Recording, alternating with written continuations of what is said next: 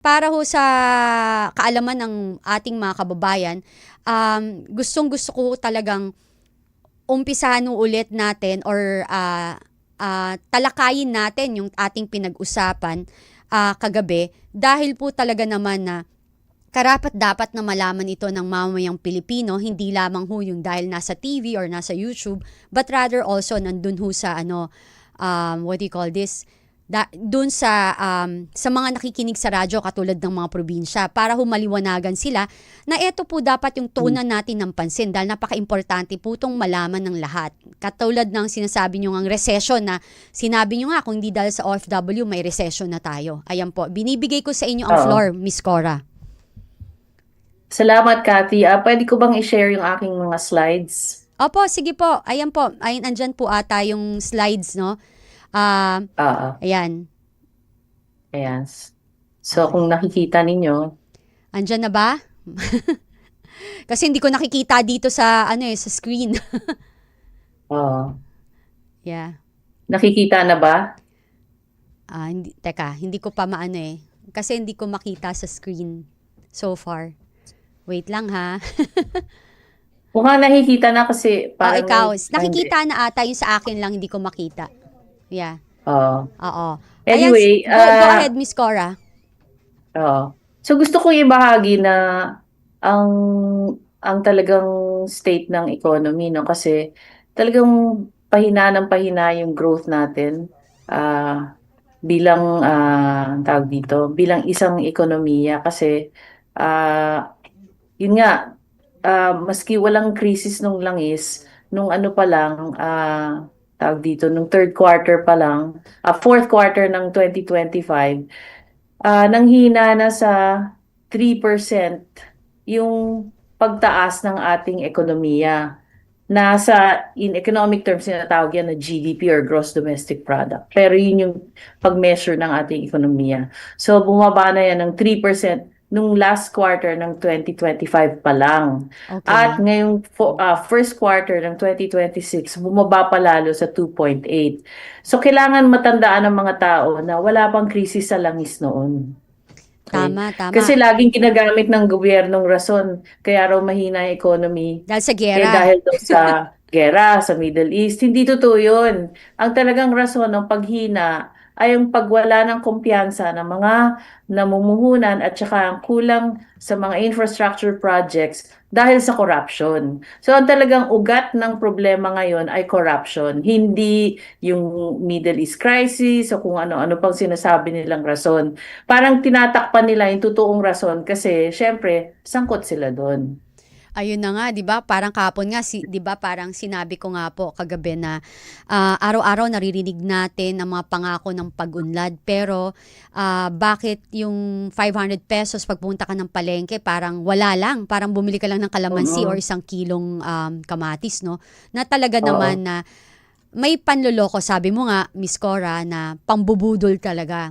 Yung parang flowery Oo. words, pangako na hindi naman nararamdaman ng mamamayang Pilipino. Tama, okay. So, yun yung ano, kaya sinasabi nila, o kaya mataas ang inflation dahil ganyan. Kahit naman hindi mataas ang inflation, talagang mahina na yung ekonomiya. So, yung inflation, 6.8% pa, di ba? Hmm. So, kailangan, matandaan nila na, mas humihina ang ekonomiya kung mataas ang inflation. Pero dati nang mahina ang ekonomiya natin. Ngayon, bumababa na yung presyo ng crudo, no, sa ah, international market. Pero wag pa rin nilang asahan na lalakas ang ekonomiya kasi sinasabi ni BBM, o kaya natin mag-grow ng 6%. Paano niya kukunin yung 6%? Samantalang nung first quarter, 2.8% na yan. So para kumuha siya ng 6% para sa buong taon, kailangan siyang tumaas ng 7% for the next 3 quarters. Saan niya kukunan yan? Mahina pa rin ang investments. In fact, bumagsak pa rin ang foreign direct investments, no? Tapos, ang government infrastructure, halos wala pa rin ng mga bagong proyekto. Tapos, dahil walang mga ganyan, investments tsaka proyekto, kulang sa trabaho. So, kung kulang sa trabaho, anong gagastusin para sa household spending? Yun yung ikatlong sa poste ng ating ekonomiya, no? So, investments, government spending, household spending. Ang ikaapat yung trade. Talo naman talaga tayo sa trade dahil mas malaking ini-import natin kaysa sa ini-export. So, laging negative yan. So, saan niya kukunin yung growth na yon? Isi-switch ko yung yung slide Mhm. sa sinishare ko. Paano ba ito? Ah, teka lang ha. Go to your left and click it. Baka ganun. Kasi hindi ko nakikita sa screen. Oh, okay. So, anong slide Ayan. po yung gusto nyong i-next? Yung next po ba? Oo, yung susunod. Oo. Nako-control ba nila from... Hindi, dapat ako mag-control eh. You need to control So, it. teka. Anyway, Miss Cora, di ba yung meron nga yung graph, yung ano natin, 6.8% to Oo. 2.8% na pinag-usapan natin kahapon. Tapos meron kang kinorek sa akin din noon, no? Na actually, Oo, mas ito nga tumaas eh. na. Gusto ko Ayan. ipakita yung Ayan slide na na po yan. ba? Ayan, Fa- shinare ko na siya. ayan. Ayan, itong slide na to. Oo. So, diyan mo makikita yung breakdown ng economy natin, consumer spending, government spending, investments, tapos exports minus imports. Tapos sa kabilang side naman, kasi parang balance sheet yan eh, no? Kung Mm, accountant ka, kailangan balance yung two sides mo, yung expenditure side tsaka production side. Sa mm, kabilang side, you have agriculture, industry, and services. So, ang parang pinapakita dyan, ang ating ekonomiya ay ano yun, consumption led at saka service led ganyan. So mm, maliliit yung contribution ng ibang sangay ng ekonomiya. Ngayon yung GDP, wala pa diyan yung remittances, no? Na pinapadala ng ating OFWs. Kung makikita mo, yung remittances, nandyan yan sa net factor income, doon sa baba, yung nakaitim, no? So, mm, yung tinaas niyan nung first quarter ay 4.5% lamang. Samantalang nung previous years, double digit yan. Nung pinakamataas nga nung naka-recover na tayo sa COVID, 96.8% mm, growth yan. Yan ang nagpapataas ng consumer spending sa Pilipinas. Ngayon na nanghina siya, ang tinaas lang ay 4.5%. mm, Siyempre, nanghina rin yung consumer spending, 3% na lang galing sa 3.8% last year. So, yung pati yung gross national income natin, bumaba din. Yan ang naging rason kung bakit ngayon meron tayong stagflation, di ba? mm, So, pag sinabing stagflation, mababa yung growth tapos mataas ang inflation. Kung wala yung mga OFW remittances, bagsak na yung economy natin, nasa recession na tayo. Pero dahil may mga remittances, nasa stagflation pa lang tayo. So, hindi ko alam kung dahil nga nagkaroon na ng deal ang US at saka Iran, mm, baka makabalik na sa trabaho yung ibang ating overseas workers. Kasi alam mo yung mga seafarers na nakasakay dun sa mga nagdi-deliver ng crudo, mm, nawalan sila ng trabaho kasi hindi makalabas yung mga barko na nagdadala ng langis. Maraming Pilipino doon na mm. alam mo, employed ng mga ah, barko, no? Yung mga nag-ooperate ng barko. Kaya nandyan tayo sa stagflation ngayon. So sa akin talaga ang tingin ko ang talaga nagpabagal ng ating ekonomiya ay ang corruption. So hindi ang sinasabi nilang oil crisis kasi wala pang oil crisis nung bumagal ang ekonomiya natin. Nangyayari na to lahat basically, Miss Cora, no? So, Hmm. ano nga ang nakakalungkot po, Miss Cora, alam mo malaking pasasalamat namin sa inyo kasi sa totoo lang, alam naman po natin na etong ginagawa ninyo, wala naman din ho kayong napapala dito. But rather, gusto nyong tulungan ang ating kapwa Pilipino na malaman Hmm. kung ano talaga ang estado ng ekonomiya dahil mukha naman talagang pinagtatakpan ng Mm. ating gobyerno at ibang ekonomista na halos ayaw pag-usapan ito ng tama or naglalabas lamang ng mga datos or selective na datos base Oo. sa ikabubuti ng gobyerno ito. Alam mo, mali din yun eh. Kasi at the end of the day, ang magsasuffer dito yung mamamayang Pilipino, Miss Cora, di po ba? Kasi kung hindi nila alam ang katayuan ng ating ekonomiya, kung magiging komportable lang sila at masasanay sila sa ganitong kahirapan, di na nila alam na sa susunod halos wala na silang pera or ipanggagasos or matatanggap man lang nakikitain. Katulad ho nung Mm. sinabi nyo din, Miss Cora, kahapon na um, ang mga kababayan natin dahil sa hirap ng buhay, ultimo yung less work time, tinatanggap na lang Mm. para lang makasurvive or magkaroon man lang ng isang meal sa isang araw or baka nga wala pa halos.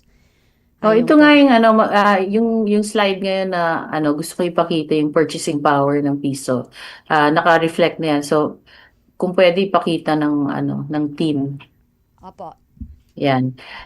Makikita mo yung piso natin habang tumataas ang presyo ng bilihin, yung blue line, Mm. bumabagsak yung halaga ng piso. So, dahil mataas ang inflation, yung piso ngayon, kung baga, imbis na 1 peso ang value niya or halaga niya, 73 centavos na lang siya. Oo So, nga. pag pumunta ka sa palengke at may dala kang say 1,000 o maski 1,000, di ba? Ang halaga na lang nung 1,000 na yon ay 730 pesos. Yun na lang ang kaya niyang ipangbili dun sa mga bilihin. So kung tataas pang inflation, maaring lalo pang manghina ang halaga ng piso. Okay. Ngayon meron pa akong isang gusto ipakita. Saan na ba 'yun? Yung naging effect ng ating ay wala pala dito eh. Nahanap ko yung slide. Yung kasi yung yung unemployment natin talagang bumagsak nitong first 4 months, no? Ito. Mm. Ayan. Ayan. So, baka pwedeng ipakita ng Ayan. Peso ating team, purchasing ano? power ba? Or... Oo, itong employment at underemployment. Kasi 'di ba sabi ko sa yung peso purchasing power ah bumagsak to 73 centavos. Mm. Tapos ang unemployment mo mataas pa rin sa 4.8%. Mm. Pero mas grabing tinaas nitong underemployment, yung yellow line. Mm. So, nasa 15%. Halos kasing taas yan nung time nung lockdown. Oh Okay. my Anong gosh. ibig sabihin ng underemployment? Ang underemployment, ang ibig sabihin yan, may trabaho ka nga pero less than 8 hours. So, malamang naging contractual na lang sila. Kasi kung wala silang mahanap na trabaho, papatulan nila kahit hindi sapat sa oras kasi kailangan rin nilang kumita kahit papano. Ang Mm. minimum wage ngayon, 690, sabihin na natin 695, no? Mm. Kung underemployed sila, sabihin mo ng 4 hours lang sila nagtatrabaho, Mm. so mga 350 lang kikitain nila kada araw. Mm. Okay. So, yung underemployed na yan, I think mga 11 million yan. Idagdag mo dyan yung walang trabaho na mga 2.4 million. Mm. So, labis-labis ng 13 million yung medyo hirap talaga na makakope ngayon dahil mataas ang bilihin. Kasi kunwari, meron kang 695. Ang totoong halaga niyan, di ba? Much less, sabi mo ng 550, ganyan. Mm. Anong ipagbibili mo dyan kung ang bigas ay 50 pesos kada kilo? Oh, 10 kilong bigas So, na lang yun, Miss Cora. o, 'di ba? So kung Oo. kung apat kayong kumakain sa isang araw, ilang kilong makukonsumo mo? Sabihin mo ng 150, no? Kung 3 kilo. Mm. O, so matitira pa sa pera mo, matitira na lang sa pera mo, magkano na lang. Tapos bibili ka pa ng ulam, magbabayad ka pa ng kuryente, magbabayad ka pa ng tubig, yung ganun. Mm. Tapos yung pamasahe pa, 'di ba? So Yes. talagang pagkakasyahin mo 'yun at talagang alam mo 'yun, gipit na talaga. Kaya nakakaawa talaga yung mga manggagawang Pilipino ngayon. Opo, ano po, Miss Cora, ang ano nga yung hindi ko maisip na paano sila nakaka-survive kung ganyan yung Mm. sistema. Tapos tayo, yung gobyerno natin, ang iingay, mas maingay pa sila sa issue ng politika kesa sa tunay na problema ng ating mga kababayan, which is yung kahirapan. And hindi na Alam nila mo, ito Kathy, nade-deny. Opo. Siguro nagsusurvive sila pero ang kinakain nila hindi pampalusog. Opo, Kasi sabi mo na instant noodles. opo. Ano lang 'yun, puro carbohydrates lang 'yun, 'di ba? O kaya kanin, gagawin nilang lugaw. O kaya kanin ang ulam nila, either asin, ketchup o Mm, patis, ganyan. So magiging malnourished lalo na 'yung mga bata. So yung kumbaga magkakaroon ka rin ng long-term health problem kasi kulang sa sustansya yung mga kinakain ng mga Pilipino, ng masang yes. Pilipino, no? Kasi nga hirap sila. Tapos ganyan ang nangyayari sa PhilHealth, yung health services natin mahina. Oo nga. At saka, yun na nga, Miss Cora, balikan natin yung, di ba, sabi mo nga, no, yung banta ng recession, pagdausdos ng growth na 2.8% GDP drop, di ba? Sabi ko Mm. nga, sana ang gobyerno, wag silang magbigay ng flowery words or false hope. Kasi noong bahagi ng 2026, I think you corrected me with this, bumagsak ng 2.8%. Tama po ba yon ang economic growth or GDP ng Pilipinas? Ayan, Mm. ito na po yung pinakamababang bagsak ng bansa sa labas ng panahon ng pandemya. Simula po ito Oo. ng noong 2009, di po ba, Miss Cora? Dahil sa epekto raw ng crisis sa Middle East, which is kinorek nyo na po na yan ho ay malaking kasinungalingan. Kasi before pa magkaroon ng crisis sa Middle East is talaga namang bagsak na po talaga ang ating economy. Mm. Kaya nga po, Oo. dahil nga ito, lalo na ho yung corruption sa flood control projects, obviously na nagtataka nga ho tayo na ang laki-laki ng pera pero wala tayong makita na isa man na magandang proyektong nagawa ng gobyerno or Ayun nga nakagaan sa eh, kabuhayan natin. Opo. alam mo ang pinakapruweba mo na lang na talagang may corruption kasi napakalaki na ng utang ng Pilipinas ngayon. Okay. Opo. Pakita natin yung yung graph ngayon. Ay, yung chart pala. Mm. Ah, Pakita natin team yung table na naka-reflect sa PowerPoint. Ayan guys, pakita Yung natin. utang natin ngayon as of April, 18.5 trillion na yan. Okay? 18.5 trillion. Diyan sa utang na yan, ang nakalap ng BBM administration sa kabuuan na yan ay 5.7 trillion na. Grabe. 5.7 trillion na ang nakalap na utang ng ating administrasyon ngayon. Guys, Ngayon, pakikita yung yung 5 point, slide. Oo. so, may napapansin ka bang proyekto na pinopondohan niyang inutang na 5.7 trillion? Di ba wala? Alam Mm. mo, kinompute ko yung 5.7 trillion. Opo. Kasi dati galing ako sa isang kumpanya na gumagawa ng malls. Mm. Yung average size ng or yung medium size na mall, sabi mo ng 5 billion ang maaring gastusin para gumawa ng isang medium size mall. Okay. So, yung 5 trillion, 5.7 trillion, kaya niya magpatayo ng more than 1,100 malls. Wow. Ganun Grabe, no? karami.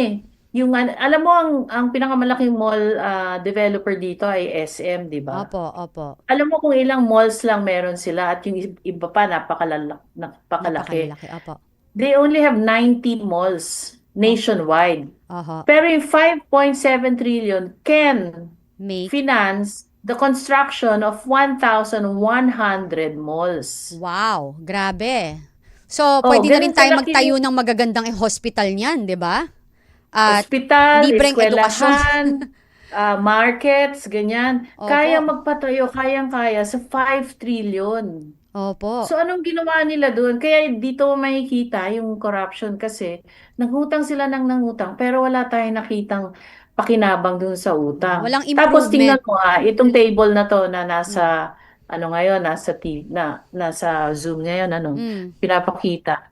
Yung principal na binayaran natin this year lumobo by more Opo. than 100%. Makikita mo yung principal na binayaran natin ay 716 billion pesos. Galing yan sa 335. So more than 100% yung tinaas niya. principal. Yung Oh, interest, wow. 337 ang binayaran galing sa 287. So, tumaas din. So, yung pinakabuong binayaran natin na utang nung January to April ay 1.05 trillion pesos. Ano po Ang yan, kinita Miss Cora? sa Interest pa lang yan o total na tinry nating total total yung 1.05 trillion. Okay. Yung principal ay 716 billion, yung interest ay 337 billion. So pinapayaman natin yung mga Grabe. bangko, ano? Ano ba yan? 337 billion. Okay? So, 'di ba sabi ko sa iyo, ang paggawa ng isang malaking mall ay 5 billion lamang. Opo, Okay. So, kita mo yung binabayad natin sa ano ha, interest. sa interest. Yung mga bangko talaga pinapayaman natin. Mm, Tapos yung nakolekta ng BIR, ng customs at ng iba pang ano, yung revenues na nakalap nung same period na yon ay 1.6 trillion ah, pesos. So, kung titignan mo, more than 60% nung kinita ng ating gobyerno ay napunta lamang sa pagbayad sa utang. So this is a Ayan o, pattern na kung ganito ang mangyayari at oh, magpapatuloy ito, eh ganun pa rin talaga. oo, At oo, dadagdagan pa kasi ang binabayaran lang natin, interest mostly, 'di ba? Tas a little bit of our oo. debt. Siya yung principal. So, Opo, para matakpan yun, mangungutang sila ng mangungutang. So, parang vicious cycle na yan. opo. Ngayon, tignan natin yung susunod na slide. Okay? Dito, kinumpara ko yung nakalap na utang na ni BBM at saka nung tatay. Mm, Okay. Kasi nung panahon ng tatay niya, nagka-debt crisis tayo eh. yes, tama po. 20 years tayo napunta sa IMF program na Mm, talagang naghirap talaga ang Pilipinas nung mm, time na yon. So yung tatay niya nakakalap ng 395 billion pesos na utang. mm. Okay, 300 na almost 400, sabihin na namin 400 billion. Okay.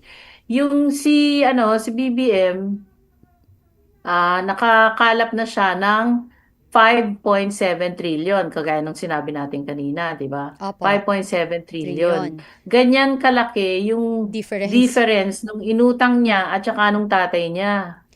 Eto nga Okay? po, Of course, may yeah, inflation dyan. opo. Siyempre, may inflation dyan. Pero pag tinignan mo, maski measure mo yan na dagdag na inflation, sobrang laki pa rin nung nautang na nung anak. Okay? Ayun nga po, So, Miss pag Cora. Yeah, sorry po. Yan ano nga po yun? yung sinasabi ko kanina na hindi ako makatulog. Kasi, nung Oo. tinitingnan ko to, then we were talking about it last night, nakakalula. Kaya nga 'di ba nakakakilabot na yung inaabot nating utang ngayon pero yung karamihan hindi nalalaman 'to eh. Kasi dito makikita talaga na may corruption eh. Opo, saan You know, napupunta kaya ang hindi pera? hindi, hindi yan linalabas talaga ng mga media natin kasi wala eh, syempre hindi maganda yung reflection yan sa gobyerno. So, ang swerte lang talaga si BBM kasi meron tayong OFW remittances, 'di Hmm. ba?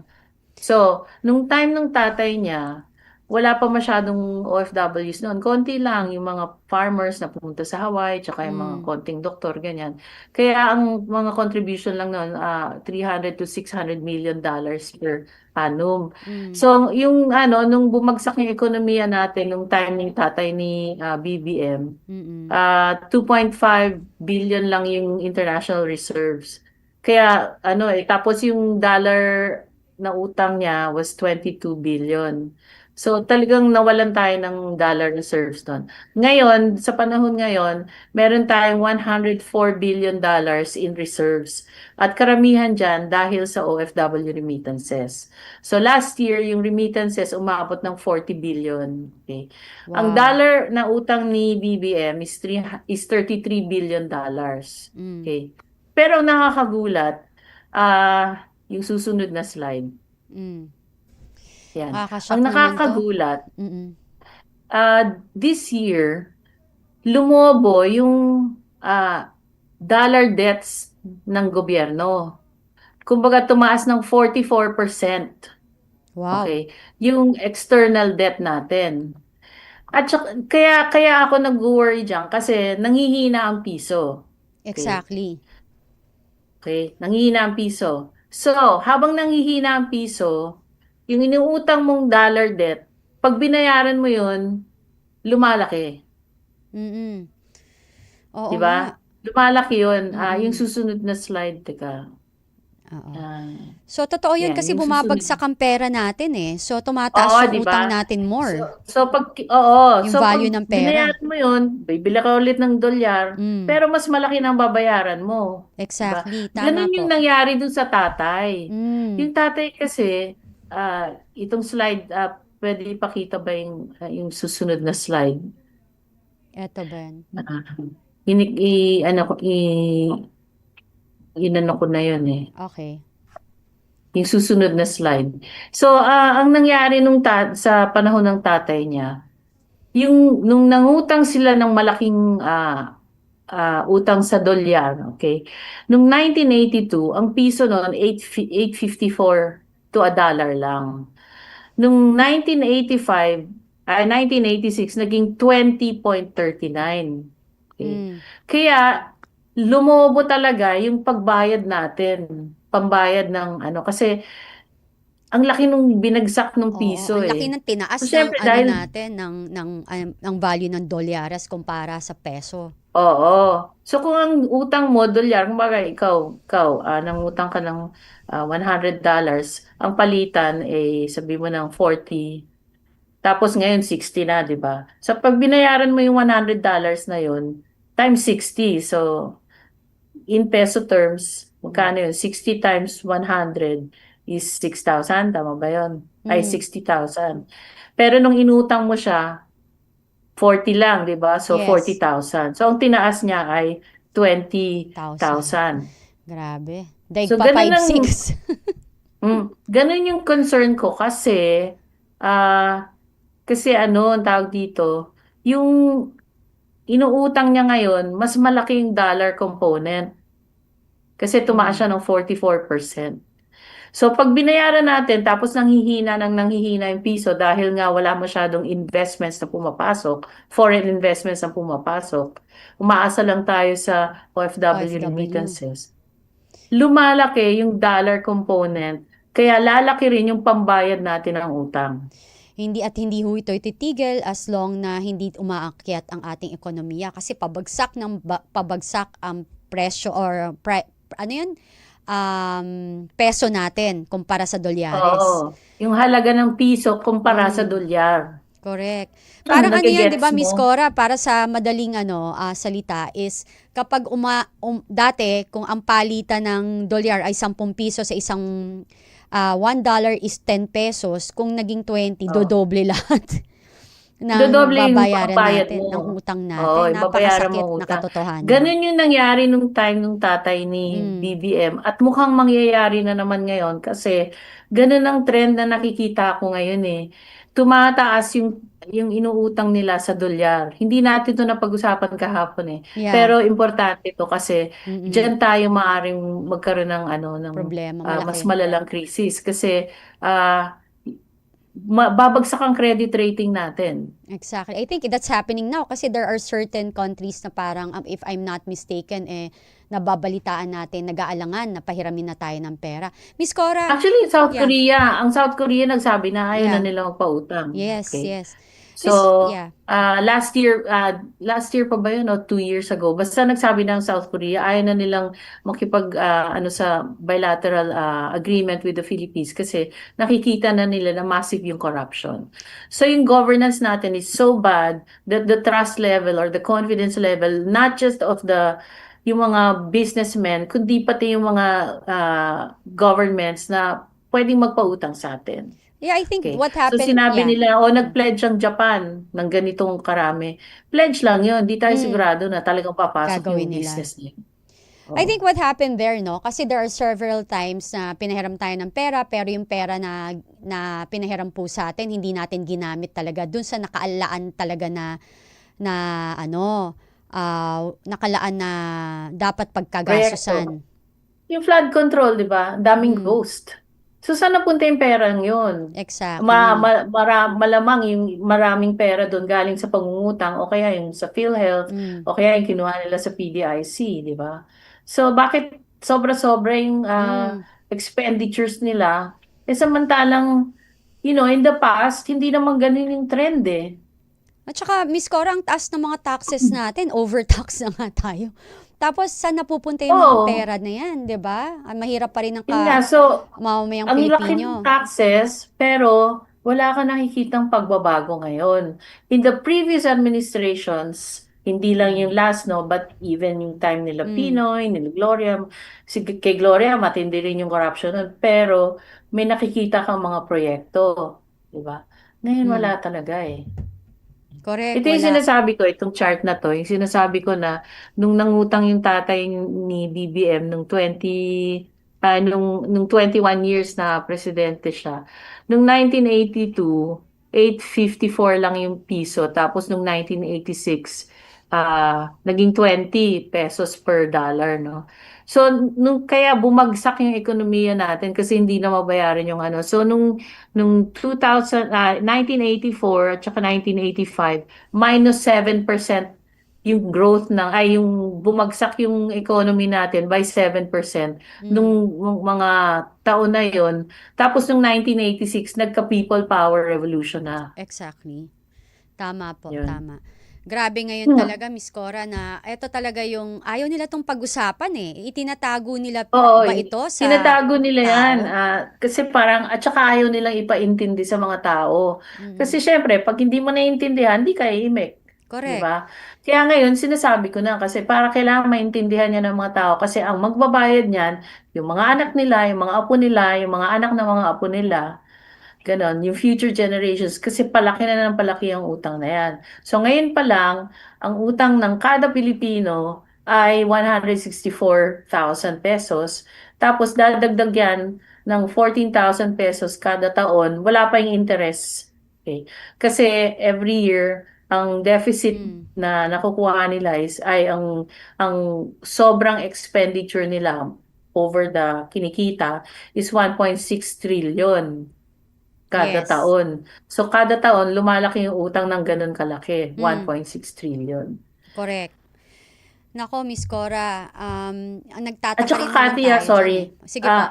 ang nakalimutan ko sabihin, in addition to the pangungutang, nagbebenta na sila ng mga assets ng gobyerno, Oh, ng wow. patago, di ba? Pasikreto. So, biglang nabenta yung isang airport natin, yung domestic airport. Biglang nabenta. Wala tayong kaalam-alam doon. Correct, correct. Grabe ngayon, no? Tapos, I think they're covering it up by yung naggumagawa ng kaguluhan para hindi mahalata or hindi mapansin Hmm. ng mga ordinaryong mamamayang Pilipino. At Oo. naway, Miss Cora, sana dumami pa yung mga kagaya mo na taus-pusong gustong tumulong sa ating bansa para malaman ng ating mga kababayan ang totoong kalagayan ng ating ekonomiya. Dahil sa huli, yung mga leader natin, kung sino man umupo dyan, congressman, senators, presidente, vice president, ay pansamantala lang. Pagkatapos nila, tayo pa rin, tayong mga ordinaryong mamamayang Pilipino ang magsasuffer. Tayo magbabayad ng utang, tayo nahihirapan, hindi naman po sila. And katulad nga yan, sa malawakang korupsyon, aalis sila or matatapos ang kanilang liderato na ang sasarap ng buhay nila dahil sa yung iba sa kanila ay nakinabang dito sa nakawan sa gobyerno. Hmm. Mm. Tama yan.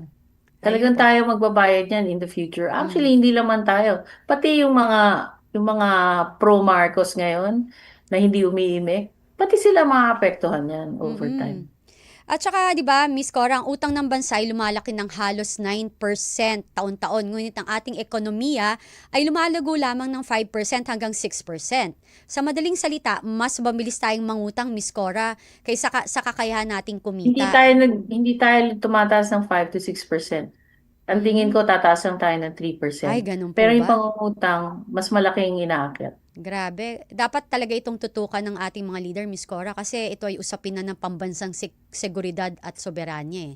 Kasi, Tsaka dyan mo talaga nakikita kung saan yung corruption. Kasi yung maleta, madaling sabihin yan, di ba? mm. Pero yung sa utang, anong ginagawa niyo sa utang? Eh, Bakit walang mga proyekto? exactly. Tsaka yun nga po, kapag isang bansa kasi ay kontrolado ng mga dayuhang nagpapautang, nawawalan tayo ng kalayaan sa pagpapatupad ng mga polisyang pabor sa Hmm. atin. Alam niyo yun, mahirapan tayo kasi control tayo, may utang tayo, we ask favors eh. Ang mga dayuhang interes ang nagdidikta sa ating ekonomiya niyan eh, Miss Cora, mahirap po Hmm. yung ganyan. Oo. Ganun 'di yung ba? sa IMF program na 20 years tayo under the IMF program. So, ang Mm. sabi ng IMF, habang hindi nyo na babayaran yung utang, lahat ng dolyar na pumapasok sa Pilipinas, pambayad ng utang muna. Mm. Bahala na kayo maghagilap ng dolyar para sa pag-aangkat.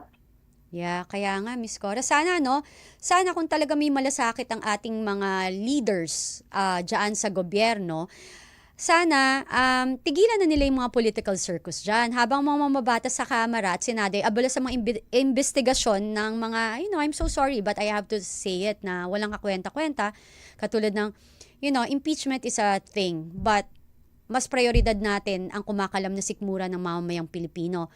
At saka yung mga personal na awayan nila, Miss Cora, ang pambansang kaban ay unti-unting nilalaman ng interes sa utang. Yun yung nakakalungkot kasi, yun nga, uulitin natin, Miss Cora, ikaw na mismo nagsasabi, lahat ng iyong sinasabi ay base lamang sa datos na sinasabi rin o inilalabas din ng gobyerno. Ang kagandahan lang nito ay may isang katulad ninyo po na nag-explain ng tama about this. Kasi yung iba, pag ine-explain, iba, pabor lang dun sa gobyerno. Hindi yung pangmalawakan or katotohanan. Ito ang tunay na cancer kasi. Pinipili lang nilang sasabihin nila Opo, para maging pabor sa gobyerno. At isa pa, hindi mo napansin, Cathy, kunwari yung nangyari ngayon sa school shooting, opo, nako, ah, yun din po. nagre-respond lang ang ating mga legislators pagka may nangyaring masama. Cloud chaser. Ah, Kung anong issue na sisikat sila. hindi nila i-review yung mga batas kung hangga't walang nangyayaring masama. Mm-mm. Bakit gano'n? Napaka-reactionary nila. Tapos ngayon, puro politika ang iniintindi nila. Kaya nga po sana sa 2028, sa darating na 2028 election is matuto na ang mga kababayan natin na palitan na ninyo ang ating mga leader ng mga bago, unpolluted or hindi pa influence ng mga korupsyon. Kailangan na ho natin ng mga bagong leaders kasi parang yan yung nangyari sa Biblia, sa Noah's Ark, 'di ba? Si God is kinausap niyo si Noah, nagawa ka ng barko, tapos sumakay ka doon, tapos baguhin natin lahat. Di ba, nagkaroon ng severe flood. Tapos natira lang yung mga dapat matira. So sana tayo mga kababayan is gawin natin ito sa darating na eleksyon. Nakita natin. Again, sabi ko nga, kailangan mangyari yung mga bagay na ito kasi ang Diyos kasi alam mo Pilipino, very tayo, emotional, very passionate, or very, alam mo yung mapagpatawad. Kailangan natin mahirapan, kailangan natin masaktan, kailangan nating maranasan mga bagay-bagay at makita ito para tayo ay matauhan. Kaya ang Diyos, ginawa ito lahat, pinakita sa atin yung circus sa gobyerno, sa Senado, sa Congress, para makita natin sino yung mga leader na karapat-dapat yan at sino yung mga leader na dapat natin pagkatiwalaan at makita natin, sabi ko nga, di ba, may ICI na ginawa na investigasyon tungkol sa flood control projects, pero ano nangyari? Wala. 'Di ba? Yun lang po. Yun yung lahat sabi Yeah. mo nga At budol. saka, so ngayon na nakikita na nila, no, tandaan nila, kasi maski sabihin mo na, hindi natuloy yung mga Blue Ribbon, Mm. pero nagpe-press con yung mga sundalo. Mm. At makikita mo consistent yung sinasabi nila, Yes.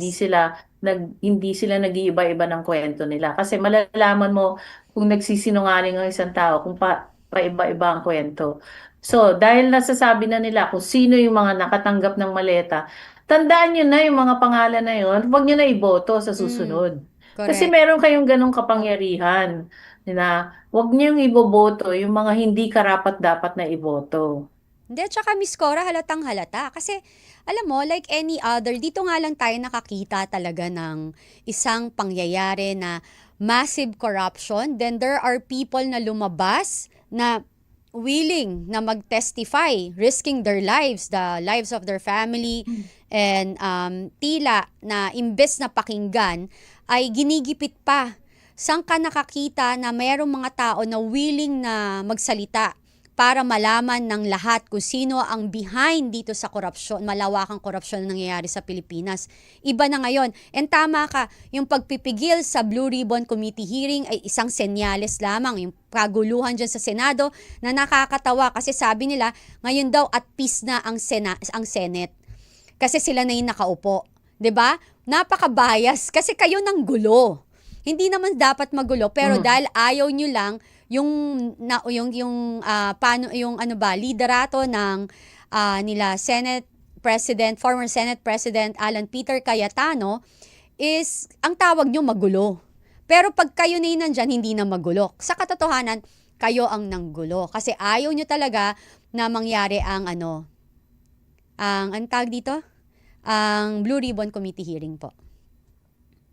Mm. Yeah. So yun talagang nangyayari ngayon, di ba? There's a major Cover cover-up up. scheme Mm. na I call it a grand cover-up scheme Mm. na ginagawa nila para hindi talaga malaman ng mga tao yung katotohanan. At pero kahit anong gawin Yeah. nila na mag-cover up, lumilitaw ng lumilitaw kasi alam mo pag ang isang bagay ay bulok, Mm. yung amoy Sisingaw. hindi mo mapipigilan na lumabas yung masamang amoy, di ba? Tama po. So, yan ang nangyayari, yung masamang amoy nahahagip na ng mga taong bayan. So, maski takpan nila ng takpan, makikita at makikita pa rin yan. At saka, Miss Cora, nakakalimutan din kasi ng mga leader natin sa ating bansa na tayo rin ang nagluklok sa kanila. So, dapat hindi nila tayo sinisindak, hindi nila tayo tinatakot dahil ang sweldong yung tinatanggap nila ay galing din sa gobyerno. Kahit pa sabihin nilang hindi kami tatanggap ng sweldo. Kasi ang mga Pilipino, ang mga kababayan natin, kasama tayong nagluklok sa kanilang posisyon. So, kaya may karapatan din po tayo na humingi ng kasagutan, mag-demand ng resulta at investigasyon tungkol dito. Sabi ko nga na kung ayaw nyo ng Blue Ribbon Committee hearing dyan sa Senado, gumawa tayo ng hearing ng bayan. Pakinggan natin ang mga witnesses na tayo mismo gagawa. Kasi like any other countries, 'di ba sabi mo nga Miss Cora, yung iba may delikadesa at kahihiyan na out of this mga eskandalo o pagsasabuatan nila, sila na mismo nagre-resign. Dito pati bayan ng mukha eh. Malakalyo kahit Oo, na anong talaga. tanggal mo, bumabalik pa rin. Ganyan sila kakapal. Maski sabihan mo, mag-resign ka na, hindi yan magre-resign kasi Hindi. talagang kapit-tuko sila eh. At saka, Natakot sila na pag yeah. nag-iba yung liderato, makukulong At sila. saka Alam nilang malaki sama-sama sila krimen talaga. nila eh. Opo. Oo, Pero di ba? nakalimutan nila, Miss Cora, na hindi habang buhay nandyan sila.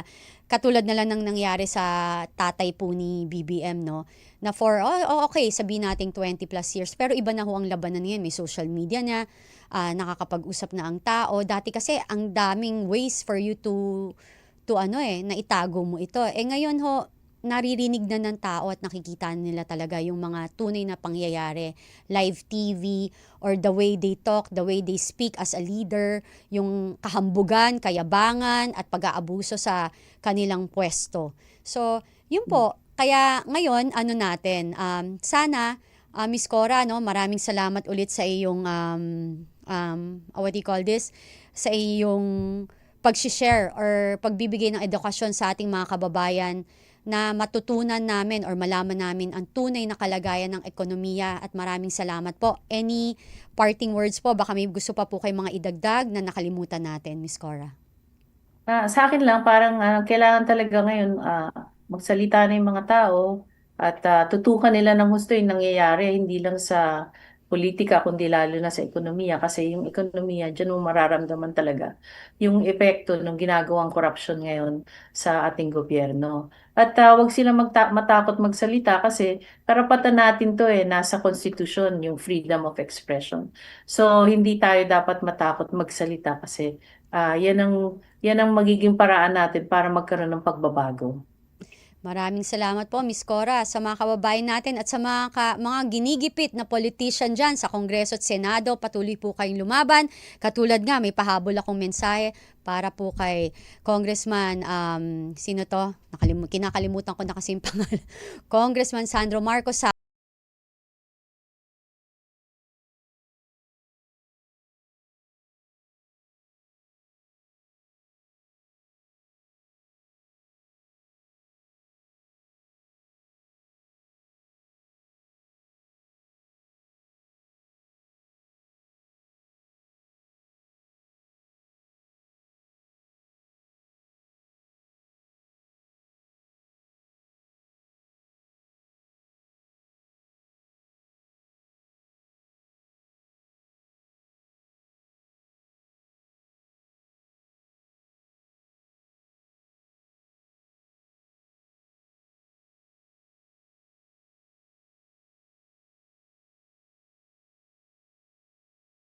ng mga nag-no dyan sa impeachment ay walang budget.